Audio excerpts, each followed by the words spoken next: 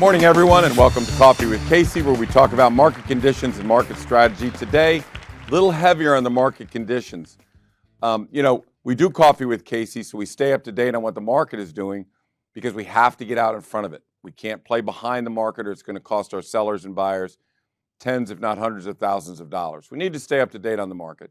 So we're going to talk a lot about market conditions right now and where we're headed. We're also going to talk about changing real estate business. The way people pay commissions is going to start to change a little bit. It's going to be a little gradual, but I'm going to tell you what's coming and what to expect and how it affects buyers and sellers. And then we're going to talk about the first 96. Justin did a whole series of the first 96 for our agents here at Sampson Properties with me. And the question is that still valid, or is that out the window with these new market conditions? So let's go to the charts. Let's go to show you where the market is at this time. And you have to look at this as a macro, what is the entire market is doing, so we can see what our micro markets are doing. So right here, what we see is a chart that shows the existing home inventory. This is how many people are putting their homes on the market. And you can see as the inventory dwindles, the prices rise, right? Scarcity of housing on the market will keep those prices up. I told you there was a perfect storm going on in 2020 where we had a lack of inventory and we had low interest rates, and something was about to happen. And what it was a bubble. We went up 25 to 30% in the next 2 years, right? So we have to read the charts and get out in front of what's going on. So our prices are still higher, relatively speaking, still above the value line, which I'm going to go over, because the inventory is still low. Now, interest rates, 7.5%. Crazy. They have tripled in the last probably year and a half. So what's keeping that up? Inventory, but it's starting to slip, and we'll go over that in a minute.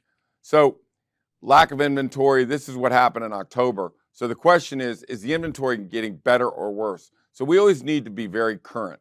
We can't read the newspaper.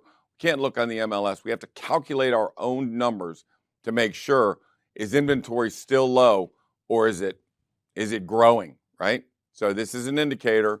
Inventory is low, off 35% from the 5-year average in October. So let's look at this. So this is a startling chart, and Donnie and I will have debates about this, but look at this chart. Considering we have low inventory, what this says is the red are the homes that withdrew in the last 30 days, unsold, canceled, expired, withdrawn. The green are the homes that went under pending. So these are the homes that went under contract without contingencies. So if you look at this, in Vienna, 58% went under contract, but 42% withdrew unsold. Look at Fairfax County as a whole. Now, these are homes over $1 million. And don't worry, I'm getting to under $1 million. But over $1 million in Loudoun County, 2 homes withdrew for every 1 home that sold. That's a startling number. Arlington, 50-50. You got a 50-50 shot that your house is going to sell. Now, understand this. Those people that are selling their houses, these are not the want-tos. These are the have-tos.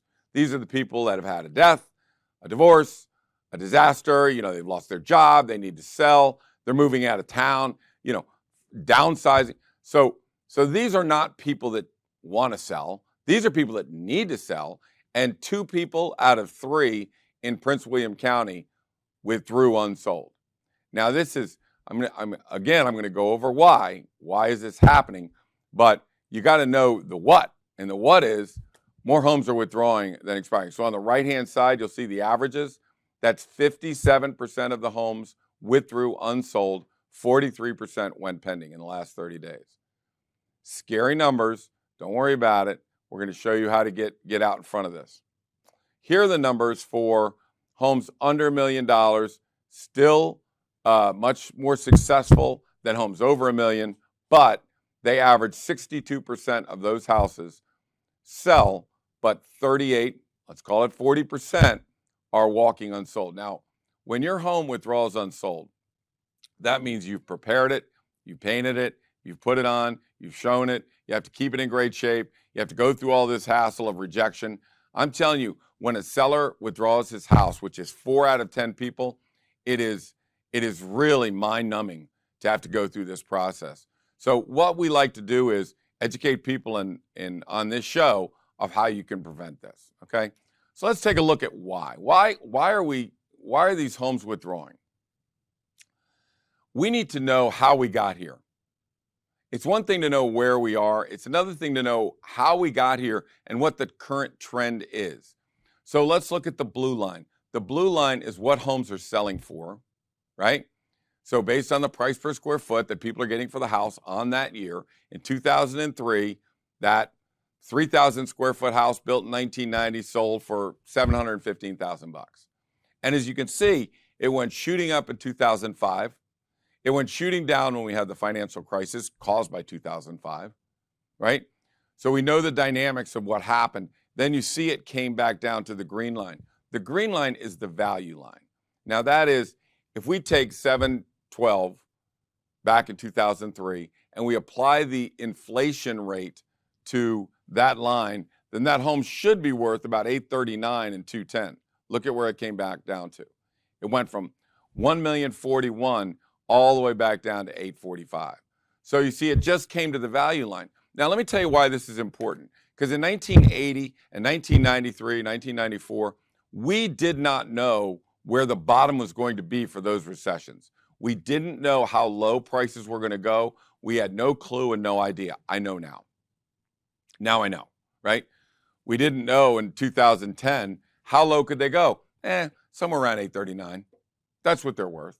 So real estate is a hedge against inflation, and so it follows the inflation line. Look at it from 2010 to 2020. It kind of followed that inflation line.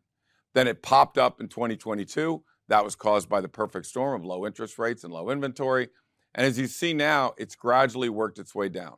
So I'm going to show you charts for Haymarket and Aldi and all the rest of them here in a second. But let's just analyze this for now.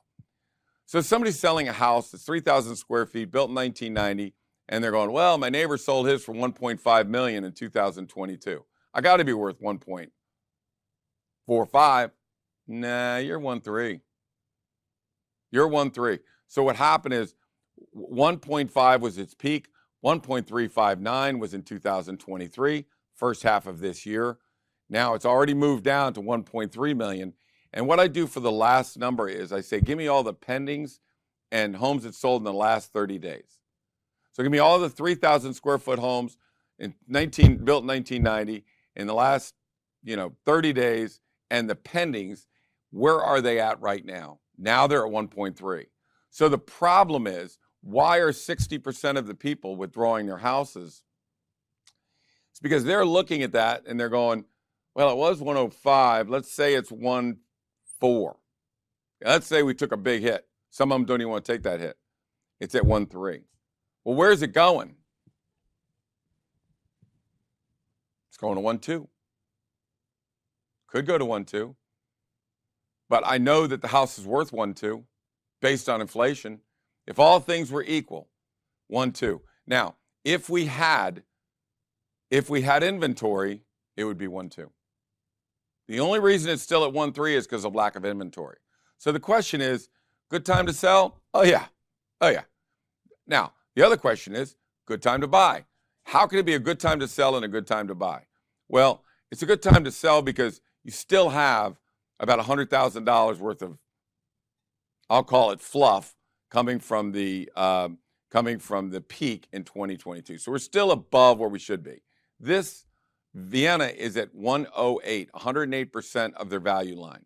So still maybe has 8% to move. If inventory comes, it could go even lower. Could get down to 93, 94%. So at least we know where the floor is. It should be 1.2. It may go a little above it. It may go a little below it. But at least we know what that house is worth, right?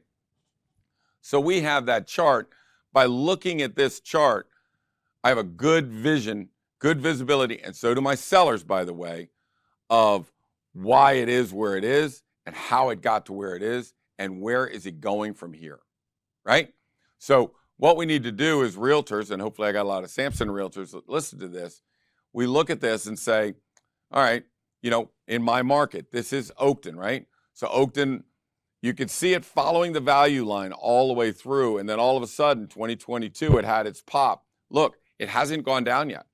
So in Oakton, would I have different advice for sellers than I would in Vienna? The answer is yes. That is a 300. Now look at this. This is Oakton. Their house is selling for 1.283. Vienna's is 1.3. And look, the value line here is 1138. So Oakton is at more of a premium right now and has a chance that they could be falling. So we need to keep an eye on that. McLean has always stayed high. Look at it in 2010. 2010, it never got to value line. Maybe that's because it's McLean, but it stayed up high. And now look, in the last, from the first half of this year to the current homes under contract, it is down almost $300,000. Now, Johnny G's sitting in the audience. If you're looking at this, you're looking at comps from the first half of the year. You're off by $300,000. If you're not looking at pendings and really current, and you're going, and then of course we look at this and go, wait a minute, my current number is 1.65 million. That's crazy because these things were selling for 1.9. But if we look at it, we can see, yep, it has come down. And it's consistent with a lot of other markets. So this is Centerville. So I look at Centerville, see how they followed that value line all the way through? And then they went bumped up in 2023, 22. Actually, they didn't. In 23 is when they got their bump. And now look at where they are now. Now they're at 885. I can tell you that I just put a house on the market at 895 in there. And I said, well, are we safe at this number? I'm like, we're under the value line by $50,000. We are under the value line in Centerville in Virginia Run. So we went with 895. We tested it. It tested very well, and we got over 900,000 for it in the first weekend. So that precipitates the question, is the first 96 still a viable option? It's the only option. It is the only option. If you let this thing go, if you let your house drag on in a market like this, we're in big trouble, right? And let me tell you this, if we do miss it, you can't wait around for 30 days, 45 days, 60. You can't wait. You got to jump right on it, look at these charts and go, hey, it's declining and we cannot wait too long. So we need to move quicker rather than later. So every time I list a house, this chart of their house is plotted all the way back from 2003 on. All right, so here's Aldi. Now, Aldi's a little bit different. I started in 2010, not 2003. They had some big subdivisions go up. Willisford went up, very popular. So you can see their numbers. Their homes are newer. So, but we can see it still has come down from 2023, just not as much. So if we start seeing a soft market in Aldi, does that make sense to you? Makes sense to me. If they start getting soft, so what you want to do, what we need to do as listing agents and buyers and sellers, is our antennas have always got to be up. We need as much data as we possibly can to determine where we should be. Here's Ashburn, pretty stable. Now, Ashburn is running above the value line a little bit more, and the reason for that is they got a subway, right? So if you take a community that doesn't have a subway and then all of a sudden introduce a subway, what is that worth? 8%, 9%, right? So as we can see, they're a little high, but they may stay a little high because the subway just came in. Here's Leesburg. Leesburg didn't get a subway. Look at Leesburg went shooting up to 1.14, right, in 2022. They're down under the value line at 912. So do I feel pretty comfortable with that number, 912, what we're looking at? Yeah, I'm under the value line. So I know. Now, let me tell you why this is important. Let me tell you exactly why this is important. We had a $2.15 million house in Fairfax Station. There are not a lot of comps. There's just not a lot of comps. And if you're looking for a home over $2 million, you may not be looking at Fairfax Station. In 15 minutes, it's going to settle. It sold all full cash, full price, all cash, and it sold in one day. The buyer really liked the house. The buyer wasn't sure about the pricing. He wasn't sure if it was worth $2.15 million. In today's market, we as realtors must defend the price. When I'm done with you, you're going to know exactly what that's worth. It's worth $2.25 million. You're getting a deal because the market's a little soft. You either write that now or somebody's going to come in and bid it back up to 2.25. So we're settling all cash in 15 minutes. Yeah, first 96, possible? Yeah. Possible on a home that nobody's even close to 2.1 million in Fairfax Station? Yeah. How do we get him? He's looking in McLean, and Geofencing Founding sent him our ads using Google Ads, and he said, where is Fairfax Station? And he came over, fell in love with the house, so did his family, and here we go. It's not easy. Remember, 60% of the houses are withdrawing unsold. This is not a time where just any old moron can put a house on the market and have it sell, right? We must be very thoughtful about what we do. All right, this is Haymarket. This is Johnny's Stomping Grounds. John, you were up at $957,000. In the first part of the year, you were $100,000 higher than you are today, right? So, again, when somebody's saying, well, you know, and let me talk about the predictive analysis here in a second. We look at this and say, you know, maybe we could test 900 and then our fallback would be 850. No, I'm not even sure it's still 850. So we need to go at 850 to make sure 850 is our number and not, you know, is it not falling any further? So I would say when we talk about strategies, I would look at this and go, well, you know, I would probably go, maybe we could try 900 and then move back to, no. I got to make sure that 850. So our whole theory about testing homes in this predictive analysis has changed. The starting number has changed. We're not going to test a big one and go to where I think it is. We need to make sure it is where I think it is, right? Right out of the gate. No BS, no nothing. So things are changing. When you're doing there's no, well, let's give it a try. No, we got to make sure that the current number is still the current number. So this is kind of this will show you a summary of all of where we are in each market. McLean, 119% over the value line. Vienna, 108. If you look to the far right, the average home in our area is 110% of the value line. So could prices fall 10%? Yep. Could they fall 12%? Yep. Could they go under the value line if we get inventory and high interest rates and nothing is done with the high interest rates? Yep. Now, let's say I'm a buyer and I'm thinking about buying. Well, I'll wait. No, we may or may not be at the bottom. The bottom line is you can buy a house. Remember the 60% of the houses that are not selling because they were overpriced? That's your gray market. That's the first place we look for when we're dealing with buyers are the 60% of the people that said that overpriced it. Either their realtor did wrong or they did wrong. They overpriced it. It came off the market. That's the first place we go looking for houses. 40 sold, 60% did not. It's a pretty damn big buyer pool, right? So if you look at the homes that are still currently active and all the homes that were withdrawn and expired, that's probably 8 out of 10 houses you have to look at right now. Now, remember in the spring when you bring in a contract and they bump the price 100,000, 150,000, you said, I'm not paying that because that's a crazy number. It was. Let me take a quick stroll back here. When this house, well, let me go to a better example. Here, this, you know, McLean, a $1.3 million value line is selling for $1.9 million. You're like, I was saying to myself, this is crazy. This is crazy. Somebody's paying money for that house. I mean, we'll take it. I was a listing agent. I mean, we're going to take the money, right? But it was crazy. All right, here it comes back down.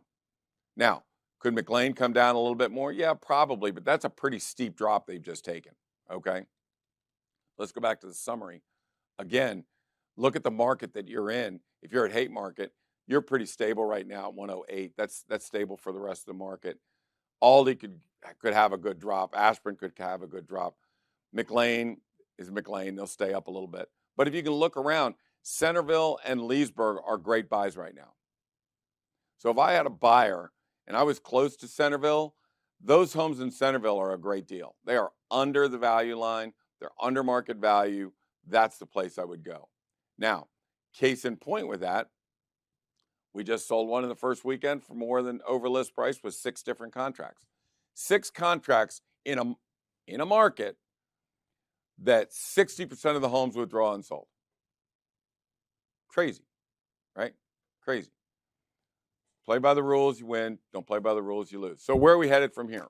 Okay. So again, let's go to the big chart. So the chart you're looking at right now, the blue bars that you see right there, those are mortgage delinquencies. Those are how many people are delinquent on their mortgage, okay? And that's an indicator of, remember, I say there's 4 reasons. There was 3 reasons. Now there's 4. Death, divorce, downsizing were your reasons that most people were selling because they have to. The 4th reason is desperation, right? The desperation is back in 2007, 2008, 2009. I can tell you that most of the homes that were being sold were short sales or foreclosures. In Gainesville and up and down, whatever that one area is right out of Gainesville, Bristow, I can tell you they bought those houses at $650,000. They were selling for $389,000. And most of them were short sales. So when you were a realtor back then, if you didn't know how to do short sales, which was number 4, disaster, right? Disaster. I've overpaid for my house. I'm getting foreclosed on. I've lost my job. Again, a recession is when your friend loses his job. A depression is when you lose your job. So we're seeing people losing jobs right now. Keep your ears open. You're going to start hearing people losing their jobs, right? So what's happening here is you're starting to see, we got 7.5% interest rates in the mortgage, and the real estate market is down 40%. A lot of people are going back to bartender school, right? And a lot of mortgage bankers that were doing very well are starving. So it's a tough industry. The whole real estate industry is a tough industry. So, we're starting to see delinquencies. We're starting to see the orange line or gold line is the auto, people that are late on their auto payments.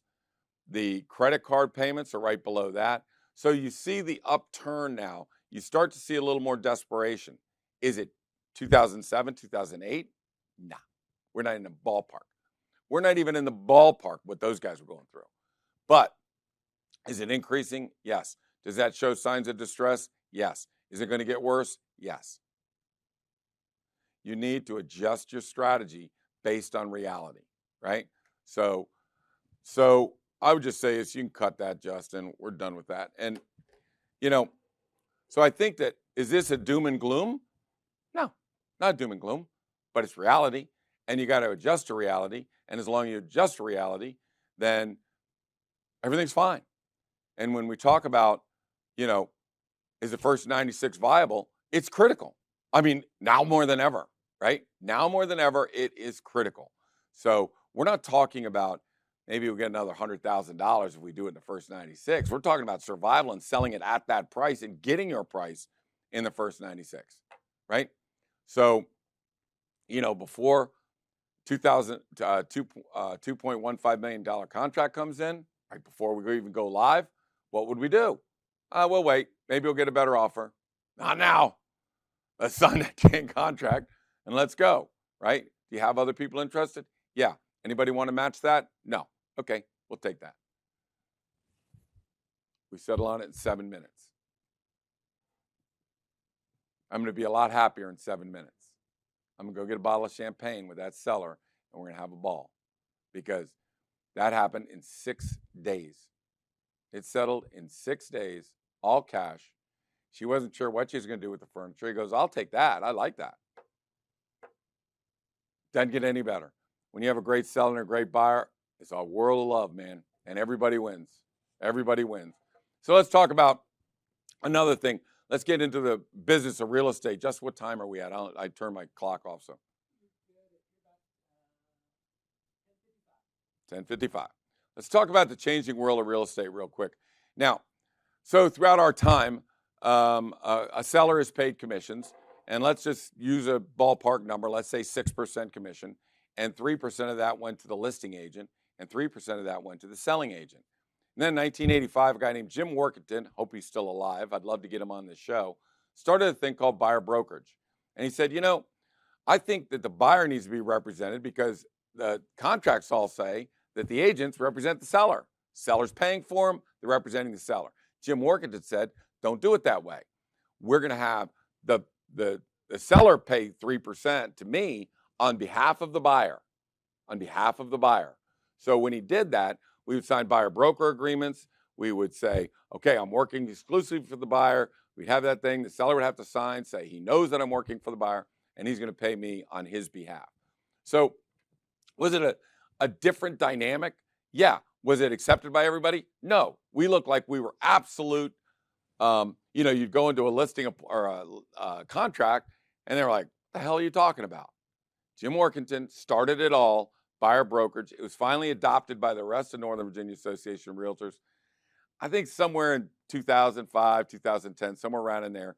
Then everybody would have to sign a buyer brokerage agreement in order to go with a realtor for a house, okay? So then let's say a commission is 5%, and they give, the seller pays 2.5% to the selling agent, 2.5% to the listing agent. All right, still good. So now somebody sued some big companies, Keller Williams or whatever, about fixing 2.5% or whatever it was. I'm not really that concerned about it. Somebody sued somebody. So now some agents are saying, well, I'm going to list your house for 2.5% and let the buyer worry about their commission. This is a dynamical change. This is a big change. Some realtors are even using this as, again, a gimmick to, now, are the commissions for the selling agents going to go away? No, they're going to have to come from the buyer. So when they sign a buyer agreement, go back to Jim Workington, I need a credit of 2.5% to pay my realtor. And it's just in the contract. Because let's say a home is worth $1 million and you're only going to pay 2.5% commission, okay? The $1 million is based on everybody paying the buyer and broker commissions, right? So the price, if I'm the realtor, is $975 because buyer's got to pay $25,000 in commissions, right? So it's just it's word salad. Maybe I'll get Kamala Harris in here to explain it. It's just word salad on how it's done, right? So the bottom line is they're making a big deal out of nothing. And we've been doing this since 1985. And everything I've seen still shows the same old way of doing it. But you may hear some people say, I'll list your house for 1.5 points. I'll list your house for 2.5. It's just word salad. That's all it is. That doesn't mean the commissions aren't getting paid by somebody and will be reflected in the price or the pocketbook. Okay? So let's not get spooked out when people say, hey, I'm only giving 2.5%. No, you're not. The buyers are going to have to pay their own. They're going to calculate that in when they write the contract. So really, it's all a moot point. It's all about nothing. And I will tell you that I hope Jim Workington, he was a great realtor. He was really ahead of his time in doing this. But we've been doing this for, I don't know, what year is it now? 23 and 18 and 15? I don't know. That's a lot. It's 40 years, right? So we've been doing it for almost 40 years. So nothing is really changing. You'll just hear it differently. And don't let the agents BS you as a marketing scheme to try and get listings that you're only going to pay 2.5%. That's just not true. To do all of this, to have all the calculations, to make sure you are on point with your pricing and all, you must follow the rules. You have to have a protocol, and that doesn't mean if an agent has 2 deals a year, they know what the protocol is. You need to be with somebody that knows what they're doing in a market like this. Call Johnny G, or you can call us. My name is Casey Sampson, and you've been listening to Coffee with Casey, where we've talked today a lot about the market conditions, what to expect, where we think prices are headed, where the market is headed, what the new strategies are. If you're looking for me, you can get me at 703-508-2535 or email me at casey@caseysampson.com. We'll see you all next week. Bye now. Oh, wait a minute. Next week, we're going to be at Cafe Amore. If you want to come by and have a cup of coffee and a Danish, come on by Cafe Amore. We'll go live from there. Thanks. We'll see you then. Bye.